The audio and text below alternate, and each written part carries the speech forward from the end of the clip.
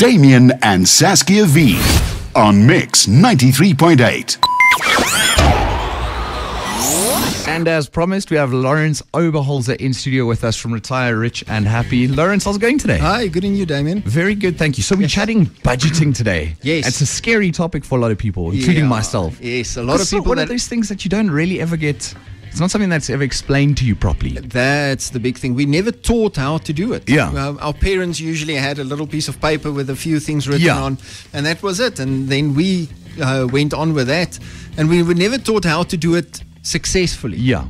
There's no kind of blueprint for it. Yes, exactly. So we're going to be chatting about Invest in Yourself seminar, budgeting, and if you have a question, do send it through. We're also giving away 5 tickets to the seminar valued at 799 Rand per ticket. It's going to be fantastic. Yes. Definite learning curve, especially if you, like we say, someone who's not too clued up about the budgeting and stuff like that. So let's kick it off. How do you prepare a proper budget? Okay, so the first thing is I'm going to talk a little bit about the mistakes that people make. Mm-hmm. So to help people understand where they're going wrong. And then at the seminar, we'll teach people how to fix those mistakes.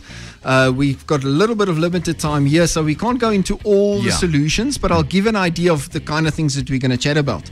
The first one, the biggest budgeting mistake is not having one. You can imagine. Rule number 1, have a budget. Yes. It's like, is it switched on? That's always the first question they ask you. Yeah. So you have to have a budget. And we make jokes about it. Sorry. We make jokes about it, but over 65% of people have no budget. Yeah. Or they haven't looked at their budget for 3 to 6 months, which means they wrote it down at some point, but it's just never long consulted forgotten. again. Yeah, so that's the biggest mistake. The second one is not being honest about your monthly expenses. We write down a budget, but we don't really look at what the expenses are. We say like food, petrol, and then expenses, or entertainment, roughly. Exactly. So you need to, if you want to do a proper budget, you have to be honest with yourself. Yeah. We lie to ourselves so easily. It's so easy to lie to ourselves. And I mean, with finances, it's pretty black and white. Like, there's the expense, and there's your money coming in. Like, there's no wiggle room, really. Exactly. But we're scared to look at it. Yeah. So we deceive ourselves by saying, I know what I'm spending on petrol. Yeah. I know what I'm spending on takeaways. Yeah. But we don't really look at it and say, that cumulative effect in the month. Exactly. So the third one is not tracking your spending, especially the small expenses. Yeah, I'm talking about that coffee every morning on the way to work. The pie that you buy with the coffee. Yeah.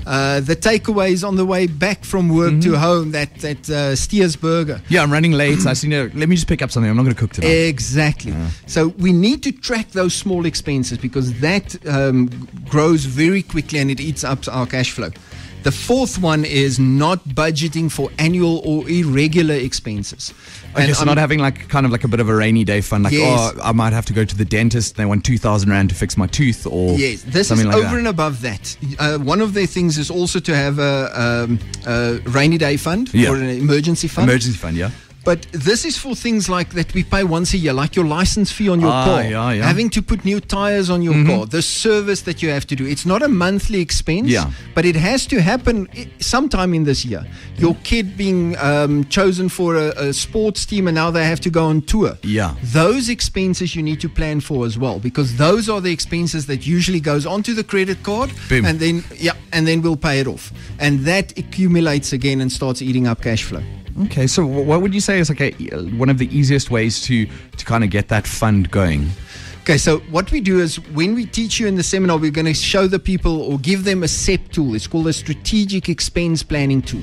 And in that tool, you have the opportunity to make provision for those unforeseen expenses. So you take a specific amount per month. Yeah. So you'll say, well, I have to buy birthday gifts this year.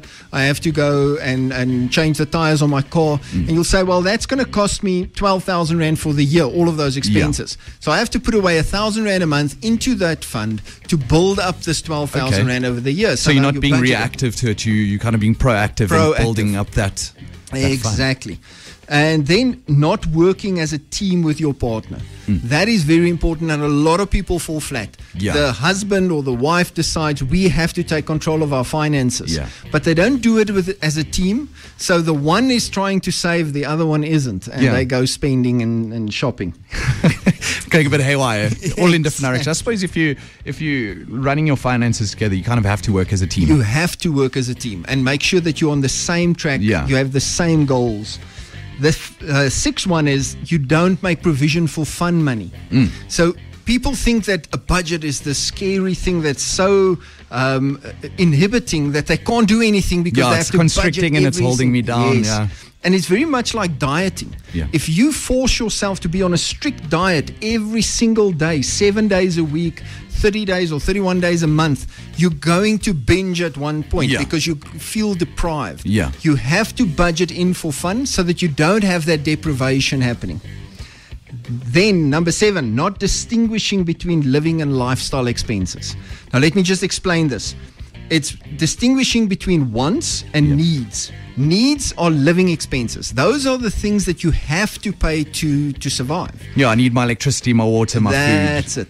Lifestyle expenses is the things that make your life comfortable. Yeah. And we tend to confuse what is living and what is lifestyle expenses. So we think our cell phone is a living expense. Yeah. I can't survive without it.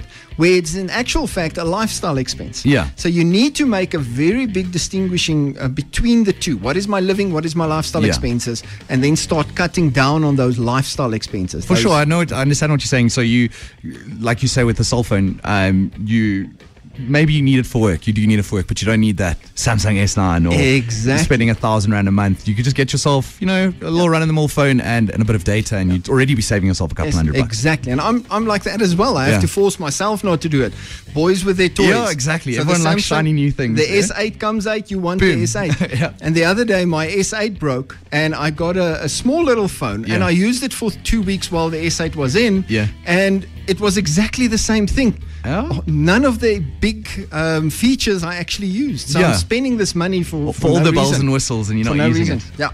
So we got a message through from Sue. She says the best way to budget is not to use a credit card. It's worked for me all my life.